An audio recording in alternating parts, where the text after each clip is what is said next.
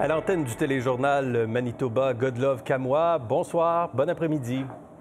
Bonsoir Gérald. Alors, une soirée très occupée pour vous parce que c'est le débat ce soir, le débat des chefs en vue des élections du 3 octobre. Ce sera un débat important. Les sondages sont quand même serrés.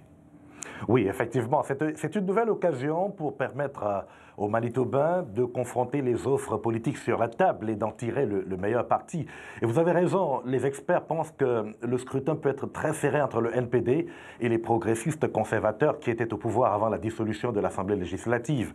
Et justement, les sondages leur donnent raison, parce que même si ce ne sont pas des prédictions électorales, il se trouve que l'écart s'est davantage creusé ces dernières heures entre le NPD et les progressistes conservateurs. Et d'ailleurs, met le NPD devant les progressistes conservateurs, que ce soit de celui de Prop Research ou de l'Institut Angus Reid, qui d'ailleurs démontre aussi que le coût de la vie et la santé sont parmi les principales priorités des Manitobains. Et justement, parlez-nous un peu des enjeux qu'on surveille au débat ce soir.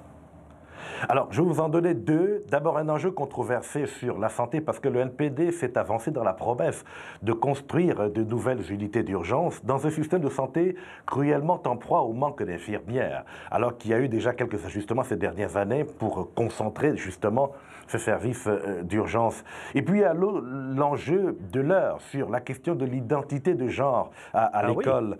Oui. Ici aussi, les manifestants et contre-manifestants sont mobilisés autour des communautés LGBTQ.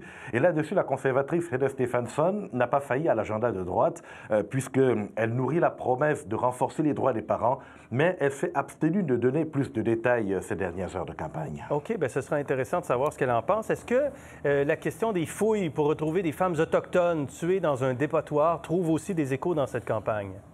Oui, absolument, on en a beaucoup parlé. Il y a eu des manifestations, il y a même eu des camps de protestation avec des soutiens d'ici et d'ailleurs pour exiger les fouilles des dépotoirs pour retrouver des restes de victimes d'un tueur en série présumé à Winnipeg. Écoutez, c'est peut-être l'occasion de voir si le vote autochtone va faire peser la balance certainement en faveur de Wapkinou, mais on a vu que le chef du NPD est resté sur l'ensemble des préoccupations de la population manitobaine sans insister sur les questions liées à son identité. Tout va se jouer dans la périphérie de Winnipeg, qui est un bastion progressiste conservateur qui peine à rentrer dans le cœur de la capitale manitobaine. Que ce soit Wapkinou ou Heather Stefanson, on aura une femme ou un autochtone, et ce serait une première pour le Manitoba parce qu'on n'en a jamais eu à l'issue des élections générales. Bien, c'est très intéressant. Débat ce soir, Absolument. élection le 3 octobre. Godlove, merci. Je vous en prie.